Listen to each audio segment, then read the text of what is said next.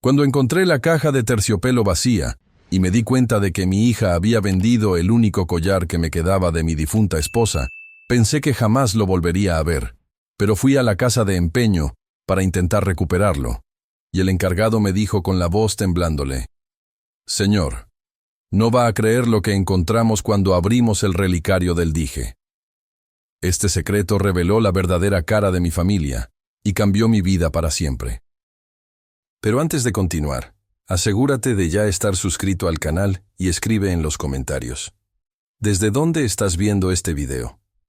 Nos encanta saber hasta dónde están llegando nuestras historias. Todo comenzó una tarde de jueves común. Acababa de cumplir 65 años y me preparaba para una de las pocas fechas que aún tenían significado en mi vida: el tercer aniversario de la partida de María. El ritual era simple, pero sagrado. Cerraba las cortinas, ponía nuestra música favorita y pasaba algunas horas con el único objeto personal de ella que había guardado: un delicado medallón de oro en forma de corazón que usó por más de 4 décadas. Abrí la gaveta de la cómoda donde guardaba el estuche de terciopelo azul marino. Vacío. Mi corazón se aceleró. Revolví la gaveta entera, tirando los calcetines por todas partes. Nada. Busqué debajo de la cama, en el armario, en el baño, lugares donde jamás pondría algo tan precioso, pero la desesperación me hacía irracional. «Calma, Roberto», me murmuré a mí mismo. «Debe estar en algún lugar». Abajo, oí la voz estridente de Clarice, nuestra única hija. Le gritaba a alguien por teléfono, probablemente hablando de sus planes de viaje. Clarice, su esposo Paulo y su hija adolescente Julia se habían mudado a mi casa justo después de que María falleciera. «Solo por un ratito, papá», me dijo. Ya habían pasado 3 años. Bajé las escaleras, cada paso pesando como plomo. La cocina era un desastre de paquetes de comida, platos sucios y revistas esparcidas. Clarice hablaba por teléfono, gesticulando animadamente. «Clarice», interrumpí, mi voz temblorosa, «¿viste el medallón de tu madre? ¿Ese que estaba en la gaveta de mi cuarto?» Cubrió el teléfono con la mano y me lanzó una mirada impaciente. «Estoy ocupada, papá. Debe estar donde lo dejaste». «Ya busqué en todas partes. Era su aniversario hoy. Yo quería...» Clarice suspiró pesadamente y dijo algo rápido por teléfono antes de colgar. «Papá, necesitamos hablar». Su voz cambió, adoptando ese tono condescendiente que llegué a odiar en los últimos años. «Vendí el collar». Las palabras me golpearon como un puñetazo en el estómago. «¿Tú... qué?» «Necesitábamos dinero para el viaje al Caribe. Te negaste a ayudarnos, así que tuve que ser creativa». Se encogió de hombros, como si hablara de cualquier objeto, no del último recuerdo físico que tenía de la mujer con la que compartí 42 años de mi vida.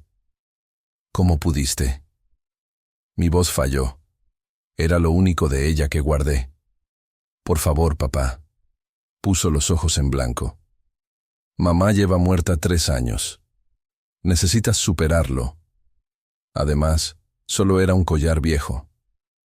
Paulo entró en la cocina en ese momento masticando un sándwich. «¿Cuál es el problema?» «Mi papá está haciendo un berrinche por ese collar viejo que vendí para pagar nuestro viaje». Paulo se encogió de hombros. «Los muertos no necesitan joyas, don Roberto. Y técnicamente ella les dejó todo a ti y a Clarice, así que la mitad era de ella de todos modos». Sentí un escalofrío subiendo por mi espalda. Estas personas, mi propia hija. ¿Cómo pudieron volverse tan frías, tan calculadoras? ¿Cuándo pasó esto? «¿Dónde lo vendiste?», pregunté, tratando de mantener la calma. «En esa casa de empeño en la Avenida de las Palmas, en el centro de Ciudad de México». Volvió a mirar su celular. «Me dieron $900, una ganga, pero me estaban haciendo un favor». Salí sin decir nada más. En el auto, mis manos temblaban tanto que apenas pude poner la llave en el encendido. Conduje hasta el centro como un autómata, estacioné frente a la casa de empeño Diamante Dorado y entré decidido. El hombre detrás del mostrador tenía canas y anteojos de lectura en la punta de la nariz. Su gafete decía Arturo. ¿Puedo ayudarle?, preguntó, sin levantar la vista del catálogo que hojeaba. Mi hija vendió un medallón de oro aquí ayer. Forma de corazón, cadena delicada. Era de mi esposa fallecida. Arturo levantó la mirada, estudiando mi rostro. Algo en su expresión cambió. ¿Usted es el esposo? Sí. Yo quiero comprarlo de vuelta. Pagaré más de lo que le dieron a ella. Arturo miró a los lados y bajó la voz. Señor, hay algo que usted necesita saber sobre ese medallón. Mi corazón se aceleró. ¿Qué quiere decir? Cuando lo examinamos para evaluarlo, nos dimos cuenta de que el medallón tenía una abertura secreta. Había algo dentro. Me quedé paralizado. ¿Cómo es eso? Señor, no va a creer lo que encontramos cuando abrimos el relicario del dije. Arturo parecía genuinamente perturbado. Había una llavecita dorada y una nota minúscula con un código. Nunca vi nada igual. ¿Su hija sabía esto? No. Apenas podía hablar. Yo mismo no lo sabía. En 42 años, nunca me había dado cuenta de que el medallón de María se abría. Ella lo usaba todos los días, contra su pecho. ¿Qué más me escondía mi esposa? ¿Aún está aquí?, pregunté, urgente. Sí, todavía no lo hemos puesto a la venta. El medallón parecía especial. Algo me dijo que esperara. Arturo desapareció en la trastienda y regresó con una pequeña caja. La abrió cuidadosamente. Allí estaba el medallón de María, la cadena delicada enrollada alrededor del corazón dorado. Vea. Señaló una diminuta bisagra casi imperceptible en el lateral del corazón. Presione aquí. Mis dedos temblaban mientras presionaba el punto indicado. El medallón se abrió como una concha, revelando un compartimento secreto. Dentro, había una llavecita dorada minúscula y un trozo de papel cuidadosamente doblado. Con el corazón latiendo descontroladamente, desdoblé el papel. La caligrafía de María la reconocería en cualquier lugar. Banco Nacional de México, sucursal Centro, Caja Fuerte 247. Miré a Arturo, aturdido. ¿Cuánto le debo por el medallón? Le pagué $900 a su hija. El valor justo sería de unos $1,500, pero considerando las circunstancias. Dudó. $1,200 cubre mis costos y me da una pequeña ganancia. Saqué la cartera y conté $1,200. Arturo envolvió el medallón cuidadosamente en un paño suave. Señor, dudó. Espero que encuentre lo que está buscando. Conduje a casa como en un trance, el medallón seguro en mi bolsillo. No entré. No podía enfrentar a Clarice o a Paulo ahora. En su lugar, estacioné a unas cuadras de distancia y examiné de nuevo la nota. Un banco, una caja fuerte, una llave. ¿Qué había escondido María de mí todos estos años? Mi esposa siempre fue práctica, organizada, cautelosa. Mientras yo soñaba y planeaba, ella actuaba en las sombras, asegurando nuestro futuro. ¿Sería este su plan final? ¿Una última protección para mí, incluso después de partir? Mañana, a primera hora, lo descubriría. Pero esta noche, sentado en el auto a pocos metros de la casa que ya no parecía mía, todo lo que podía pensar era: ¿cuánto conocía realmente a la mujer con la que pasé toda mi vida? El Banco Nacional de México abría a las 9 de la mañana. Yo estaba allí a las 8:30, sentado en el auto, el medallón en una mano, la llave minúscula en la otra. Dormí mal esa noche, o mejor dicho, no dormí. Regresé a casa tarde, evitando cualquier contacto con la familia. Me encerré en mi cuarto y pasé la madrugada examinando el medallón, tratando de imaginar a María usándolo todos esos años, cargando un secreto junto al corazón. A las 9 en punto, entré en el banco. El aire acondicionado frío contrastaba con el calor del verano de Ciudad de México afuera. Me acerqué al mostrador de servicio. Buenos días. Necesito acceder a una caja fuerte. Mostré mi identificación y la llave. La empleada, una joven de unos 30 años con el nombre Amanda en el gafete, Examinó los documentos. ¿Tiene el número de la caja fuerte? 247. Mostré la nota. Ella tecleó algo en la computadora, frunció el ceño, luego me miró de nuevo. Señor Roberto, esta caja fuerte está registrada a nombre de María Olvera Méndez. Necesitaré ver el certificado de defunción y documentos que comprueben su derecho como heredero. Por suerte, tenía una copia del certificado de defunción en mi cartera, un hábito que desarrollé por cuestiones prácticas tras la muerte de María. Le entregué el documento a Amanda. La caja fuerte fue accedida por última vez en 2018, comentó mientras examinaba la pantalla. Hace 4 años. Sentí un escalofrío. 2018. 2 años antes del diagnóstico de María. Ella ya sabía algo. Se estaba planeando para algo que yo desconocía. Amanda me condujo por un pasillo hasta una sala con paredes repletas de pequeñas puertas metálicas. Usó su llave maestra, y luego me indicó que usara la mía.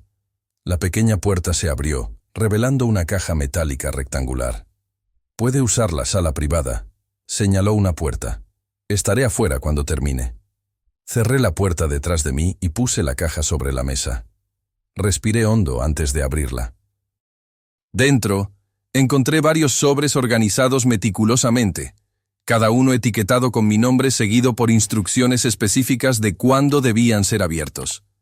Uno de ellos decía, para Roberto, abrir cuando nuestra hija te traicione.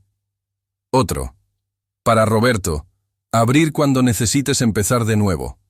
Un tercero, para Roberto, abrir el día que vendas la casa.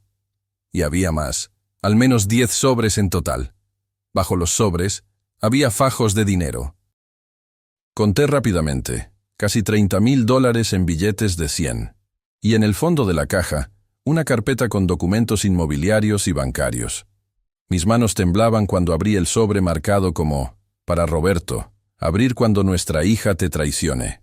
Dentro, una carta escrita a mano. Mi querido Roberto, si estás leyendo esta carta, significa que Clarice finalmente mostró su verdadera naturaleza. Me duele mucho escribir esto, pero siempre supe que este día llegaría. Nuestra hija tiene un vacío dentro de ella que ningún amor, dinero o atención logra llenar. ¿Recuerdas cuando ella tenía 25 años y exigió que pagáramos su boda lujosa, pero no invitó a su propio hermano porque no podía darle un regalo caro? Vi a través de ella ese día.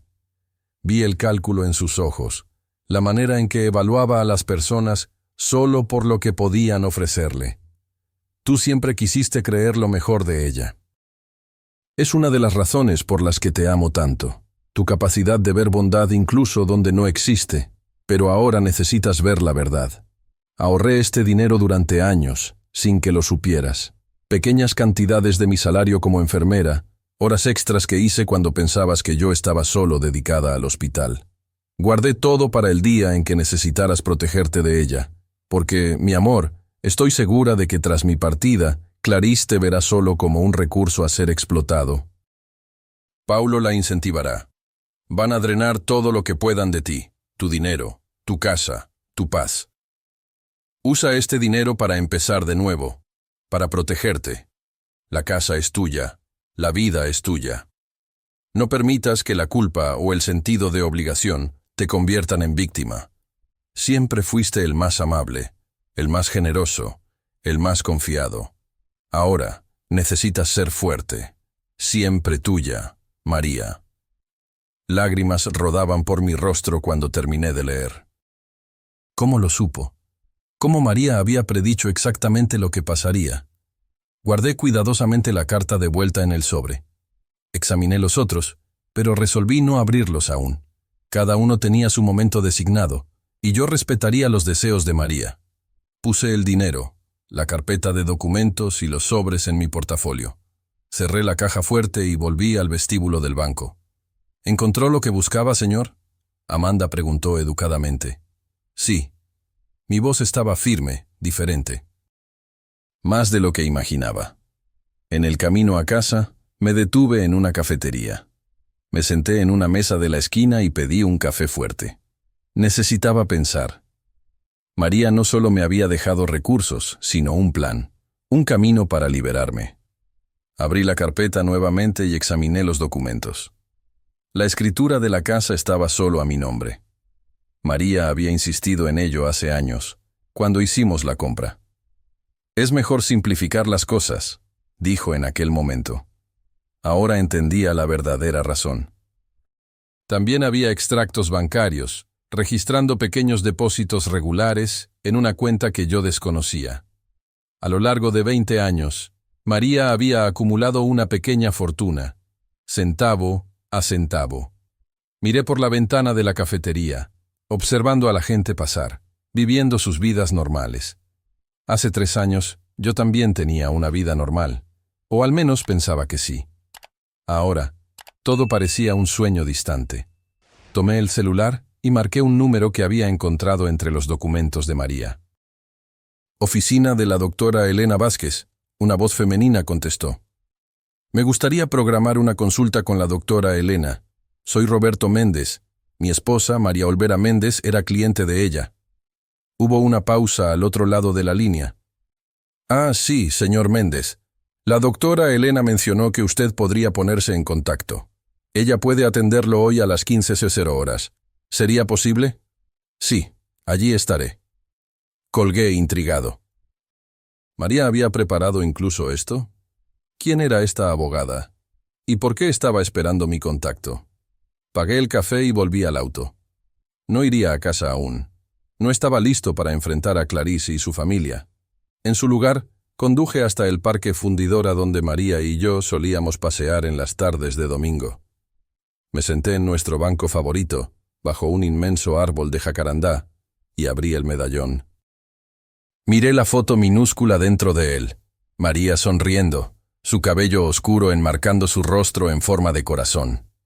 La foto había sido tomada en nuestra luna de miel, 42 años atrás. Tú lo sabías todo, ¿verdad? Susurré a la foto. Siempre lo supiste. Y por primera vez desde que María partió, sentí que no estaba solo. La oficina de la doctora Elena Vázquez estaba en el 10º piso de un edificio comercial en el centro de Monterrey. Me anuncié en la recepción y me condujeron a una sala espaciosa con vista al Parque Central. Elena era una mujer afrodescendiente de mediana edad, cabello corto y canoso, anteojos de armazón rojo y un traje impecable. Se levantó cuando entré, extendiendo la mano. Señor Méndez, finalmente nos conocemos. ¿Usted me conoce?, pregunté confundido. María hablaba mucho de usted. Hizo un gesto para que me sentara. Fuimos amigas en la universidad, antes de seguir caminos diferentes. Ella hacia la enfermería, yo hacia el derecho. Elena abrió una gaveta y sacó una carpeta gruesa. María me buscó hace 4 años. Ella sospechaba que su cáncer había regresado, aunque todavía no tenía confirmación médica. Quería prepararse para todas las posibilidades. Tragué saliva. María solo me contó sobre el diagnóstico 2 años después. Ella enfrentó ese miedo sola por tanto tiempo. ¿Ella preparó todo esto? Señalé la carpeta. Sí, documentos legales principalmente, e instrucciones específicas. Elena ajustó sus anteojos. María era extremadamente metódica. Me estoy dando cuenta, murmuré. Elena abrió la carpeta y comenzó a explicarme el contenido. María había actualizado su testamento, asegurando que la casa y sus bienes personales quedaran exclusivamente para mí. También había preparado poderes notariales, documentos de planificación patrimonial y, curiosamente, un expediente detallado sobre Clarice y Paulo. Su esposa estaba preocupada por el comportamiento de su hija, explicó Elena. Ella documentó varios incidentes a lo largo de los años. Hojeé el expediente, aturdido. Registros de préstamos nunca pagados, correos electrónicos y mensajes de texto manipuladores, fotografías de cheques alterados. Páginas y páginas de evidencia meticulosamente compiladas por María a lo largo de años. ¿Por qué nunca me mostró esto?, pregunté, con la voz embargada. Ella temía su reacción. Dijo que usted siempre protegió a Clarice, siempre creyó que ella cambiaría. Elena sonrió con tristeza. María admiraba su fe en la humanidad, pero también sabía que eso podría convertirse en su debilidad. ¿Y ahora? Ahora usted decide. María dejó planes de contingencia para varias situaciones. Elena deslizó otro documento en mi dirección. Este es un contrato de alquiler. Si Clarice y la familia están viviendo en su casa, usted puede formalizar la situación, establecer reglas, exigir pago. Examiné el documento, sorprendido por su alcance. Valor del alquiler, división de gastos, reglas de conducta, todo detalladamente especificado. ¿Y si se niegan? Elena sonrió, una sonrisa afilada como una cuchilla. En ese caso, tenemos esto. Mostró otra carpeta. Documentos de desalojo. María también preparó un fondo para cubrir sus gastos legales, en caso de ser necesario. Sentí un escalofrío. María no solo predijo el comportamiento de Clarice, sino que también preparó un plan de batalla completo. ¿Hay algo más que deba saber?, pregunté sintiéndome abrumado. Elena dudó. María me dejó una carta para mí también. Me pidió que le dijera que... La abogada consultó un papel. El jarrón en el estante de la sala aún está allí. Mira dentro de él. Fruncí el ceño, confundido. ¿Un jarrón? Ella dijo que usted entendería cuando fuera el momento. Cuando dejé la oficina de Elena, ya pasaban de las 5. Ella me había entregado copias de todos los documentos y programado otra reunión para la semana siguiente. Para discutir sus próximos pasos, dijo. En el camino a casa, sentí una extraña calma envolviéndome. Durante 3 años, viví como un extraño en mi propia casa, subordinado a mi hija y su esposo, sintiéndome impotente y solo. Ahora, tenía un plan. Tenía recursos. Tenía la orientación de María, incluso más allá de la muerte. Cuando llegué, la casa estaba silenciosa. Una nota en el refrigerador informaba que Clarice, Paulo y Julia habían salido a cenar fuera. Típico, gastando dinero que no tenían, probablemente en mi tarjeta de crédito. Fui directo a la sala de estar y miré el estante. Allí estaba el jarrón de porcelana azul que María tanto apreciaba, un regalo de su abuela. Durante años, ocupó el lugar de honor en el estante, intacto, aparentemente solo decorativo. Lo tomé cuidadosamente y miré dentro.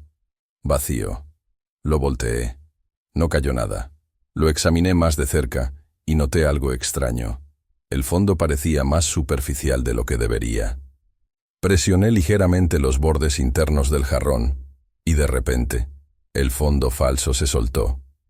Dentro del compartimento secreto, encontré una llave pequeña y un trozo de papel doblado. La llave parecía ser de un mueble, no de una puerta o auto. El papel tenía solo una palabra escrita: sillón. Miré el viejo sillón de cuero marrón en la esquina de la sala, el favorito de María. Nadie más se sentaba en él desde que ella partió. Clarice había intentado tirarlo varias veces, alegando que ocupaba espacio, pero yo resistí fieramente. Me acerqué al sillón, examinándolo cuidadosamente. En la parte trasera, cerca de la base, noté una abertura pequeña casi invisible. Inserté la llave y giré. Un clic suave, y un panel se abrió, revelando un compartimento oculto. Dentro, encontré otra pila de sobres, similares a los de la caja fuerte del banco, pero en mayor cantidad. También había un diario encuadernado en cuero rojo y una pequeña caja de madera tallada. Tomé el diario primero, en la portada, en letras doradas, para cuando yo ya no esté aquí. Lo abrí con manos temblorosas y comencé a leer. Roberto, mi amor, si has encontrado este diario, entonces ya descubriste el secreto del medallón. Espero que esto signifique que también encontraste la carta en el banco y hablaste con Elena. Hay mucho que necesito contarte, cosas que no tuve el coraje de decir en vida. No por falta de confianza, sino por miedo a partirte el corazón. Nuestra hija no es quien pensábamos que sería. Durante años, intenté arreglar lo que estaba mal. Intenté entender el vacío que parece habitar dentro de ella. Fracasé, Este diario contiene observaciones que hice a lo largo de años. Patrones de comportamiento. Incidentes específicos. No es una lectura fácil, pero es necesaria. En la caja de madera encontrarás evidencia física, recibos, cartas, fotografías, y en los sobres, instrucciones detalladas para diferentes escenarios que preveo que enfrentarás tras mi partida. No hago esto por venganza o amargura, lo hago por amor a ti, para protegerte cuando yo ya no pueda estar a tu lado. Lee todo cuando estés listo. Sigue las instrucciones en los sobres conforme surjan las situaciones. Y recuerda siempre, te mereces paz, te mereces respeto, te mereces amor. No permitas que obligaciones familiares distorsionadas te roben los años que aún tienes por delante. Con todo mi corazón, María. Cerré el diario, aturdido. Rápidamente, guardé todo de vuelta en el compartimento secreto del sillón, cerrándolo con llave. Oí un auto estacionando en la entrada. Estaban regresando. Pero algo había cambiado dentro de mí. La niebla de confusión y culpa que me había envuelto por 3 años comenzaba a disiparse. En su lugar, una claridad cristalina se formaba, junto con algo que no sentía desde hacía mucho tiempo: determinación. María me había dejado mucho más que recuerdos. Ella me había dejado un camino a seguir. Y ahora, por primera vez desde su partida, yo sabía exactamente qué hacer. Los días siguientes fueron extraños. Exteriormente, nada parecía haber cambiado. Yo continuaba mi rutina habitual: desayuno solitario antes de que Clarice y familia se despertaran, comidas silenciosas cuando coincidíamos en la cocina, horas encerrado en el cuarto para evitar molestar. Pero internamente, yo hervía con una nueva conciencia. Por la noche, cuando todos dormían, yo retiraba cuidadosamente los documentos del escondite del sillón y leía a la luz tenue de la lámpara de mi cuarto. El diario de María era devastador. Una crónica de pequeñas crueldades, manipulaciones y traiciones de Clarice a lo largo de los años que, individualmente, podrían ser descartadas como errores o malentendidos, pero que juntas formaban un patrón innegable. En una de las entradas, María describió cómo descubrió que Clarice había desviado dinero de la cuenta conjunta que manteníamos para emergencias médicas. $3,000 para un retiro de spa con amigas, mientras nos decía que necesitaba el dinero para ayudar a una colega de trabajo con problemas financieros. En otra, relató una conversación que accidentalmente oyó entre Clarice y Paulo, discutiendo cómo administrar mi casa y finanzas después de que María partiera. Esto sucedió un año antes de que su diagnóstico se hiciera público. «Ella sabe que está enferma», escribió María. «Lo veo en sus ojos cuando me observa. No compasión o preocupación, sino cálculo, como un buitre esperando pacientemente a que su presa se debilite». Las palabras eran duras, pero al leerlas, episodios pasados ganaban nueva claridad. Pequeños comentarios de Clarice sobre la casa ser demasiado grande para solo una persona. Sugerencias de que yo debería simplificar mis finanzas, dándole acceso a mis cuentas para ayudar a administrar. La insistencia en mudarse con la familia temporalmente, que rápidamente se transformó en permanente. En la caja de madera encontré pruebas concretas. Copias de cheques que yo le había dado a Clarice para gastos específicos, pero que fueron llenados con valores mayores. Un poder notarial falso con mi firma falsificada. Fotografías de Paulo entrando en mi oficina por la noche, hurgando en mis documentos financieros. En el tercer día, abrí un sobre marcado para cuando te des cuenta de que necesitas recuperar tu casa. Dentro, un plan detallado en 3 etapas. 1. Documentación. Registrar meticulosamente todos los abusos, violaciones y comportamientos problemáticos. 2.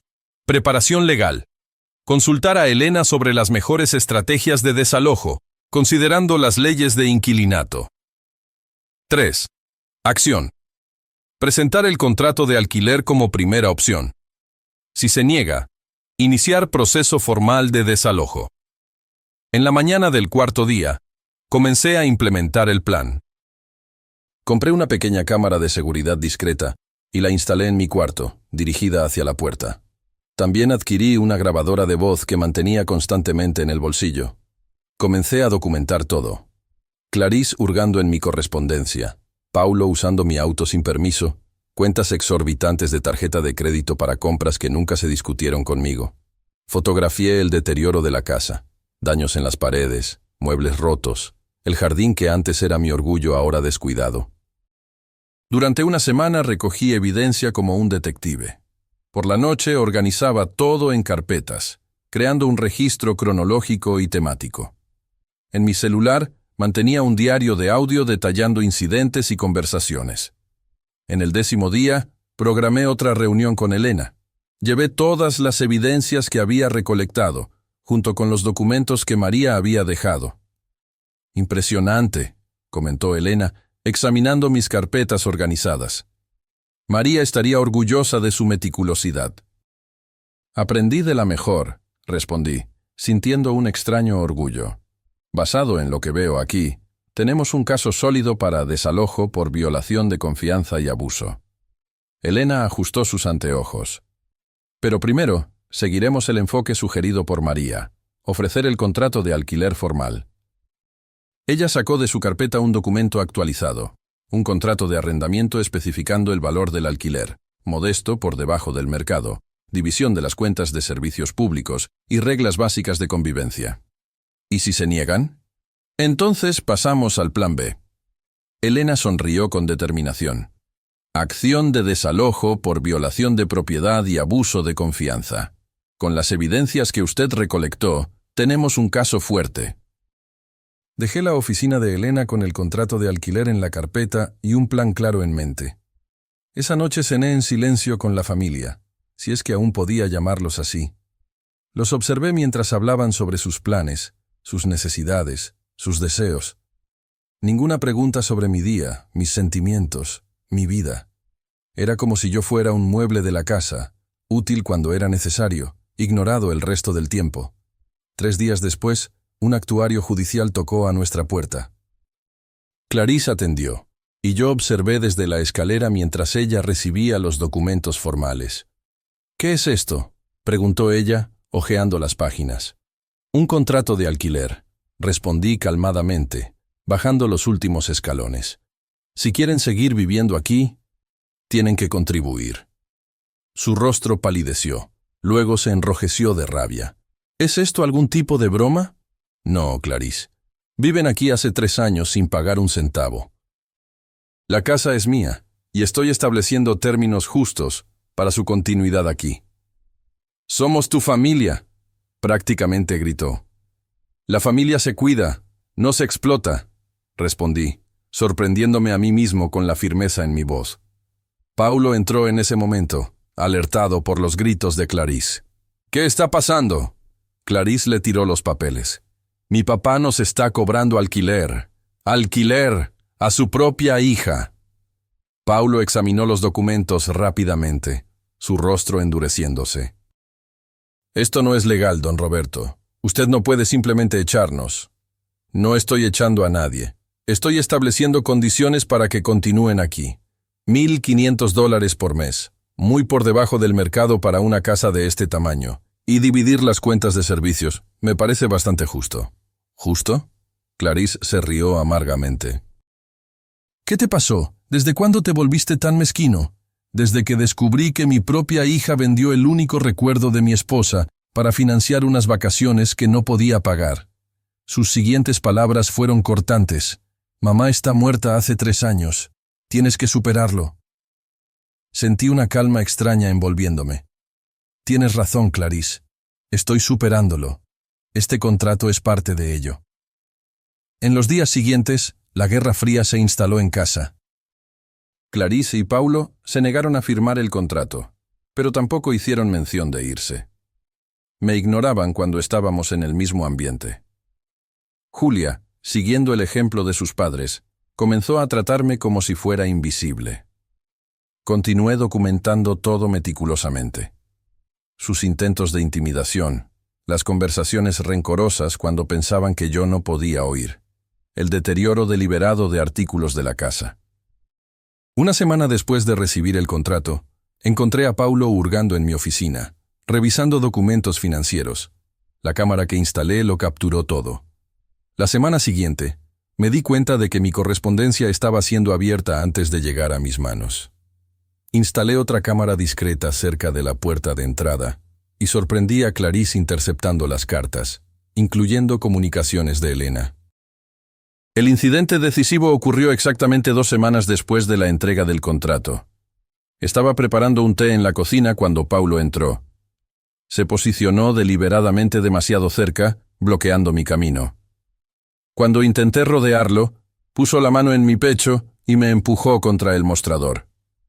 «Cuidado, viejo», dijo con una sonrisa desagradable. «Los accidentes ocurren fácilmente a tu edad». No respondí. Simplemente tomé mi té y salí. En mi cuarto, descargué el video de la cámara de la cocina que había capturado el incidente. La evidencia era clara e indiscutible. Intimidación física. Llamé a Elena inmediatamente. «Necesitamos proceder con el desalojo de emergencia», dije, mi voz más firme de lo que esperaba. «Tengo todo documentado». El tribunal estaba sorprendentemente tranquilo para un lugar donde vidas eran desordenadas y rehechas diariamente. Me senté al lado de Elena, nuestras carpetas de evidencias meticulosamente organizadas en la mesa frente a nosotras. Al otro lado del pasillo, Clarice, Paulo y su abogado, un hombre de traje barato y expresión cansada llamado Mauricio. La jueza Carmen Sosa entró en la sala. Una mujer de mediana edad con ojos perspicaces y una expresión que sugería que ya había visto de todo. Ella examinó los documentos presentados, vio los videos de evidencia y escuchó los argumentos de ambos lados. Mauricio argumentó que se trataba solo de desentendimientos familiares normales y que yo estaba sufriendo de confusión mental debido a la edad avanzada. Elena desmanteló tranquilamente cada alegación, presentando no solo mis evidencias recientes, sino también el historial documentado por María. «Su Excelencia», dijo Elena en su declaración final, «lo que tenemos aquí es un caso claro de abuso financiero y emocional contra un adulto mayor. El señor Roberto está en plena capacidad mental, como lo atestigua el informe médico adjunto. Él simplemente está ejerciendo sus derechos como propietario y protegiéndose de una situación que se volvió insostenible». La jueza Sosa miró directamente a Clarice y Paulo antes de anunciar su decisión. «Basado en las evidencias presentadas, concedo la solicitud de desalojo de emergencia. Los demandados tienen 30 días para desocupar el inmueble. Además, dicto una orden de restricción contra el señor Paulo Rivas, prohibiéndole acercarse a menos de 3 metros del señor Roberto durante ese periodo. Cualquier violación resultará en desalojo inmediato y posibles acusaciones criminales». Vi el rostro de Clarice derrumbarse. Por primera vez desde que inicié esta batalla, sentí una punzada de tristeza. No por lo que estaba haciendo, sino por lo que habíamos perdido. La posibilidad de una relación verdadera, basada en respeto y afecto, no en explotación. En el estacionamiento del tribunal, Clarice me alcanzó, su rostro una mezcla de rabia y desesperación. «¿Cómo pudiste hacernos esto?». Su voz temblaba. «Somos tu única familia». «Familia no hace lo que ustedes me hicieron, Clarice. Familia no vende los recuerdos del otro. Familia no explota». «¿Y a dónde vamos ahora? No tenemos a dónde ir. Ustedes tuvieron 3 años para ahorrar, para prepararse. 3 años viviendo de gratis, mientras yo pagaba todas las cuentas. Esa no es mi responsabilidad ahora». Ella me miró como si yo fuera un extraño. «Cambiaste», dijo finalmente. «Ya no eres el mismo papá que conocí. Tienes razón. Ya no soy el hombre que podías manipular y explotar. María me enseñó una lección final, incluso después de partir». «¿Mamá? ¿Qué tiene que ver ella con esto?». Tomé el medallón de mi bolsillo y lo abrí, mostrando el compartimento secreto, ahora vacío. Ella lo sabía, Clarice. Sabía quién era realmente, incluso cuando yo no podía verlo, y me dejó un camino para protegerme cuando finalmente me diera cuenta de la verdad. Clarice palideció, sus ojos fijos en el medallón abierto. Estás mintiendo. Ella mantuvo registros durante años, expedientes enteros sobre ti y Paulo. Cartas para mí, explicando cómo intentarían usarme tras su muerte. Ella predijo todo esto. Imposible. Pero su voz ya no tenía convicción. Incluso ahorró dinero en secreto para que yo pudiera empezar de nuevo, lejos de ustedes. Tu propia madre, Clarice. Lágrimas rodaron por su rostro. De rabia o tristeza, no pude determinarlo. Te vas a arrepentir de esto, dijo finalmente dándose la vuelta para marcharse. Terminarás solo y miserable. Ya estuve solo por 3 años, viviendo con extraños que solo querían lo que podían quitarme, respondí. La soledad real no puede ser peor que eso. Observé cómo se alejaba, y un peso que no sabía que estaba cargando pareció disiparse. La batalla estaba ganada, pero la guerra aún no había terminado. Yo sabía que Clarice y Paulo no se rendirían fácilmente. De hecho, en los días siguientes, intentaron diferentes tácticas. Primero, la culpa. Julia fue enviada a rogarme, llorando sobre cómo yo estaba destruyendo a la familia. Luego, la intimidación. Paulo, accidentalmente, rompió varios objetos valiosos de la casa, alegando despiste. Finalmente, la manipulación. Clarice de repente se volvió solícita, ofreciéndose a preparar mis comidas, limpiar mi cuarto, actuando como la hija devota que nunca había sido.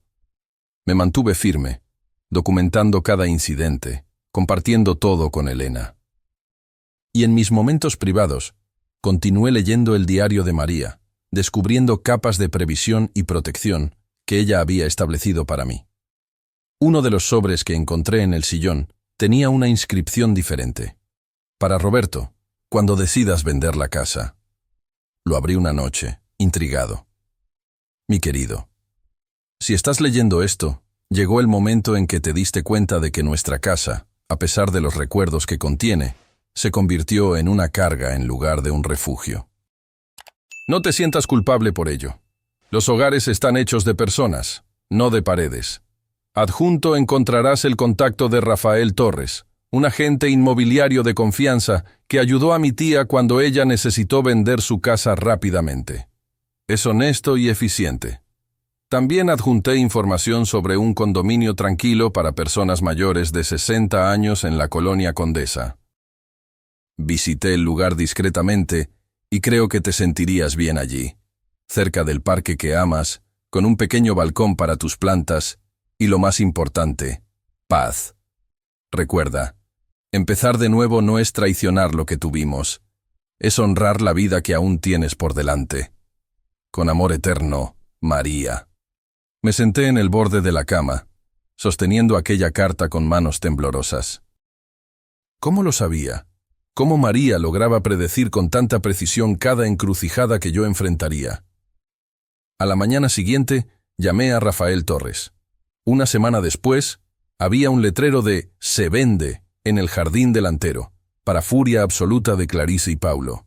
«¡No puedes hacer esto!», gritó Clarice cuando vio el letrero. «Esta es la casa de nuestra familia». «Es mi casa», respondí calmadamente. «Y es hora de seguir adelante». La casa fue vendida en 2 semanas a una joven pareja con una hija pequeña. Estaban emocionados con el barrio, con los árboles frutales en el jardín trasero, con la posibilidad de criar a su familia allí. Firmé los papeles con una mezcla de nostalgia y alivio. El día de la mudanza, Clarice hizo un último intento. Apareció sola, sin Paulo o Julia, el rostro marcado por noches sin dormir. «Papá, por favor», imploró. «Podemos arreglar esto. Podemos ser una familia de nuevo». La miré, buscando algún rastro de la niña que había criado, de la hija que un día amé sin reservas. Todo lo que vi fue desesperación. No por mí, sino por lo que estaba perdiendo. Es demasiado tarde, Clarice. Tuviste 3 años para demostrar que te importaba yo como padre, no como un recurso a ser explotado. «¿A dónde vas?», preguntó con la voz baja. «A un nuevo comienzo», respondí. «Algo que tu madre preparó para mí». cerré la puerta de casa por última vez esa tarde. El camión de mudanzas ya había partido con mis pocas pertenencias hacia el pequeño apartamento en el condominio que María había encontrado. Di una última mirada a la casa donde pasamos décadas, donde criamos una hija, donde amamos y soñamos. Adiós, María, susurré. Estoy siguiendo tu consejo. Estoy siguiendo adelante. El condominio Villas de la Paz era exactamente como María lo había descrito. Tranquilo, arbolado, con pequeños apartamentos cómodos para personas de mi edad. Mi unidad estaba en el segundo piso, con un balcón que recibía sol de la mañana y daba vista a un pequeño jardín comunitario. En los primeros días me sentí desorientado. 40 años en el mismo lugar crean rutinas que se vuelven parte de ti. ¿Dónde estaba el botiquín? ¿Por qué la luz del baño se encendía hacia el lado opuesto? ¿Dónde quedaba la panadería más cercana? Pero pronto, una nueva rutina comenzó a formarse. Desayuno en el balcón, observando a los pájaros. Caminatas matutinas en el parque cercano. Tardes en el pequeño taller que monté en el segundo cuarto, trabajando en proyectos de carpintería que había abandonado hacía años. Y lo más sorprendente, nuevas relaciones. En el primer mes conocí a Carlos, un profesor jubilado de literatura que vivía en el apartamento de al lado. Comenzamos a jugar ajedrez en las tardes de miércoles. Luego vino Lourdes, una viuda vibrante que organizaba un club de lectura en el salón comunitario. Y Antonio, exmecánico con un talento para arreglar cualquier cosa, que quedó fascinado con mis proyectos de carpintería. Lentamente, sin que me diera cuenta, una nueva vida se estaba formando a mi alrededor. Una vida más simple, más auténtica, libre de las tensiones y manipulaciones que habían marcado los últimos años.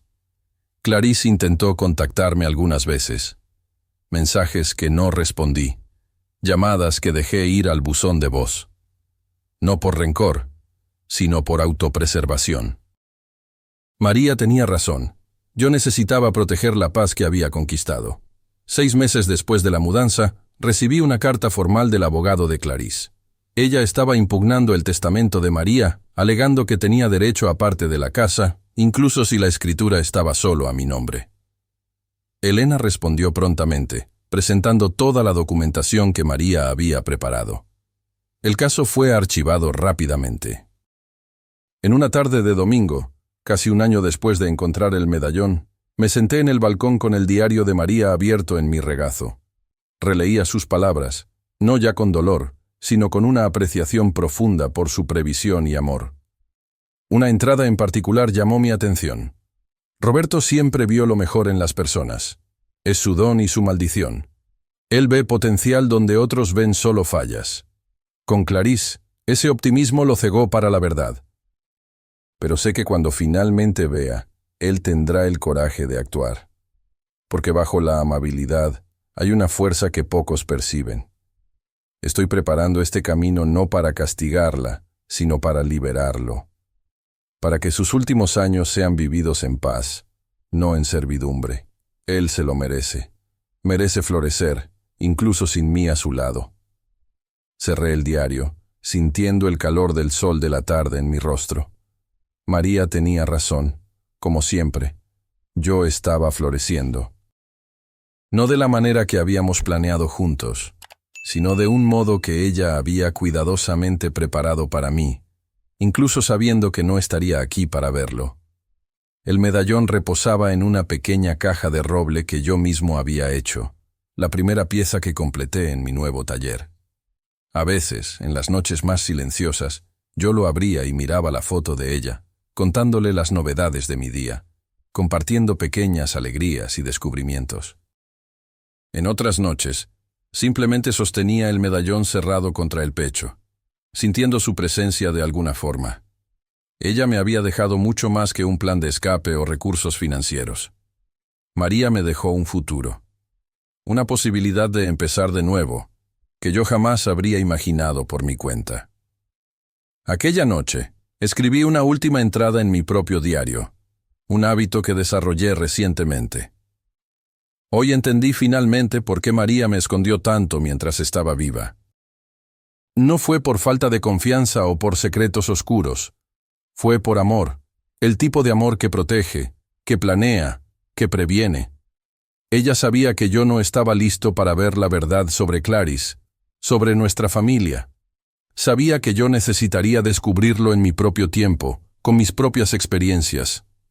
El medallón no era solo una joya, era una llave. Una llave que destrancó no solo una caja fuerte bancaria, sino mi propia capacidad de ver la verdad y actuar en consecuencia. María me conocía mejor de lo que yo me conocía a mí mismo.